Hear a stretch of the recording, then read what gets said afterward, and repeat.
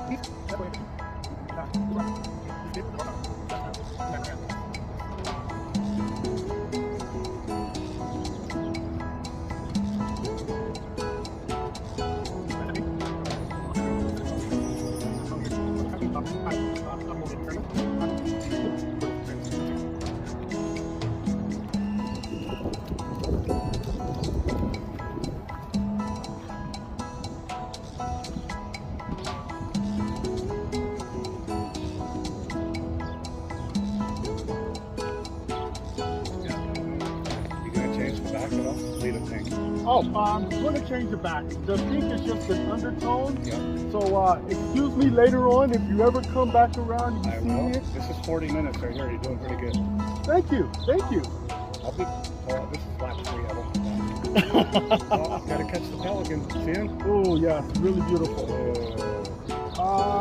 would be wonderful spot right over here. That's what it is. All right. Cheers.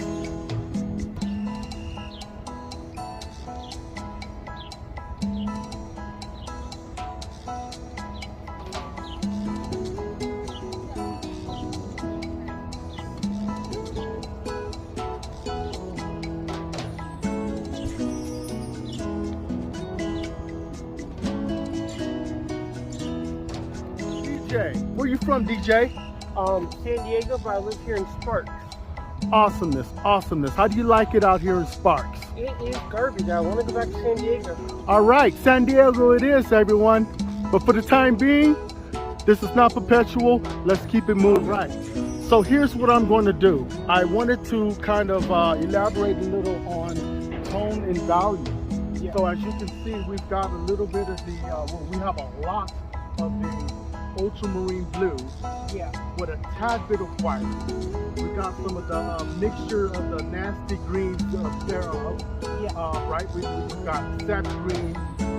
We've got my favorite, which is olive green, and a little bit of the chromium pop stuff. Yeah. Right. And a tad bit of your alizarin crimson. So let's grab a little more of this here alizarin crimson and just kind of touch up a little bit more on your darker value here of your mountain. So this is going to look a bit more red over in this section because it's pretty.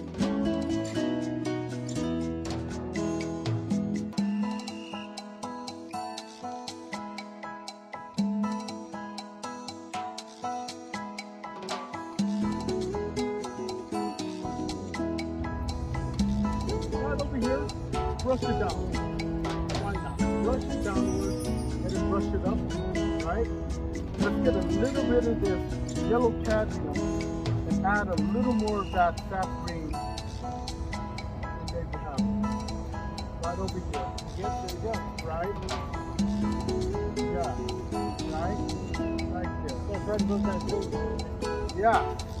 Just right above that billboard right over here. So what we're going to do is, we do have a darker tone over here, so let's just go ahead and kind of place it right over here, right?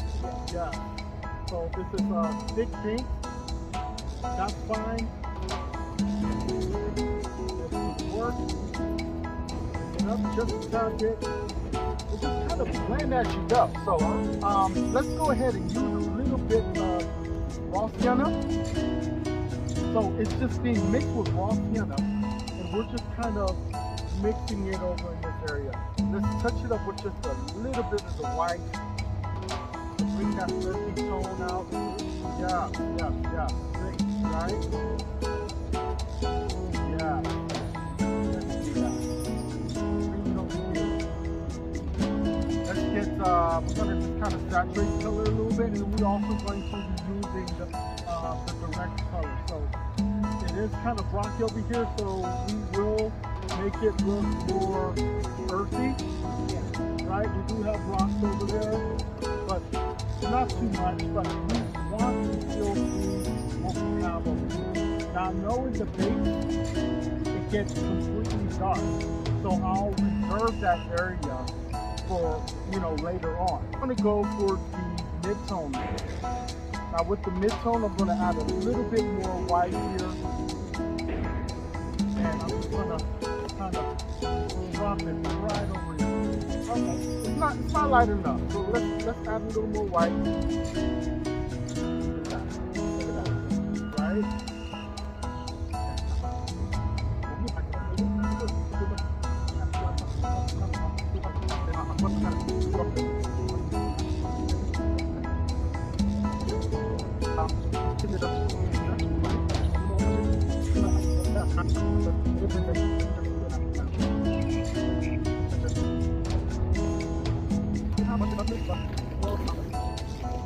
well, a whole lot of green. Green isn't a very pretty color in my eyes, unless it is olive green, and that's full of my color. Then you put an olive in a martini. There you go. That part. I have news for you. I have green eyes. Well, those greens are exception. I have bloodshot eyes. My eyes are bloodshot. Yeah. For those who look at the eyes of her, yours will be bloodshot. That's right. Well respected. Hey, that's beautiful. Thank you so much. We will not forget you. Thank you.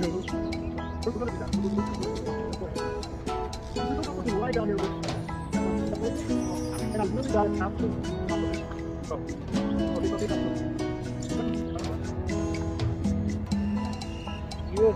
right? This is how you get to. You can use that dark shadowy area.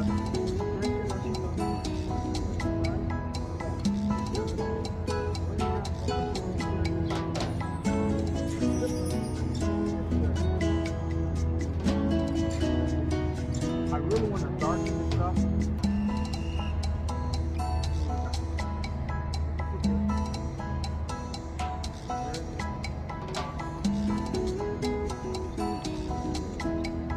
Man, a lot happens real quick. Yeah. So this is what you do. You got to go alternatives. Right? So I'm going to call it quits for now. But this is what I have. All right, day 2. Just here to resume this work here. It's beautiful. I will be touching up on some stuff, and I know it's kind of hard to kind of see what's going on over there, but I can see with the naked eye what's really going on. So perhaps it help if I blow it up just a little bit. And this is the area I'm focusing on. So it's really hard to capture that color using my mobile device, but that's okay. That's alright, because I know what color it is, and as you can see, this is the closest we've got. I will be adjusting the tones and you know, just kind of sharpen things up a little bit.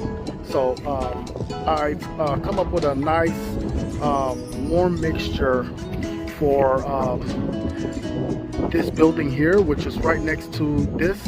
So it's kind of like an arrow that points up this way and just sort of goes down in a way. So let's see what we can do so far. All right, I will be using this palette knife, and I want to just kind of drag it from here on down. Yes, drag it on down. That's fine. That's good. So palette knife work. I really want to, of course, pick out my shapes. And yeah, this is really good. So I know it's elongated. So what I'm going to have to do is adjust the tone value, and I'm just adding a bit more blue and raw umber. So if I were to come right back over here, it's just the next step going down, and there we have it. So even over in this section, I really want to show a little more tree, and it just looks way too transparent, and I really want to brighten up the tree that's more so in the mid-ground. So I want to do this. Before I do that, let's see what I can do. Bring it up. It's all the way up to here. Yes. Keep in the tone, and I want to kind of put some over here in put some over here, indicating we do have shadowy areas. And just sort of put it at the base of your lighter toned greens. Like even over here. Yes. And all you gotta do is just touch it. Touch it in certain areas. Over here. Just touch it in certain areas. And there we have it. Right over here. We want to see that. Right? There you go. And if you want to go ahead and add tone value, add a hint of white. You just kind of put it at the edges here, indicating the sun is on this side. Not too much, but you would want to do the same for some of the other ones. So we do have a larger tree over in this area. So let's go ahead and drop that over there. I would want to add more of your lemon yellow to kind of add a bit more vibrancy. And look at that. Beautiful. And we also have some lighter in this areas as well. Let's bring it back to here because this sort of overlaps. Because not all trees are the same, but I do see some light in these areas here. So just very little, not so much. You're just pressing and dragging in certain areas. You just touch it and drag downwards. Beautiful. Just kind of starting off in this section here, just sort of touch it. Cover some of the areas that are pink and just sort of add to your value, tone adjustments right down in here.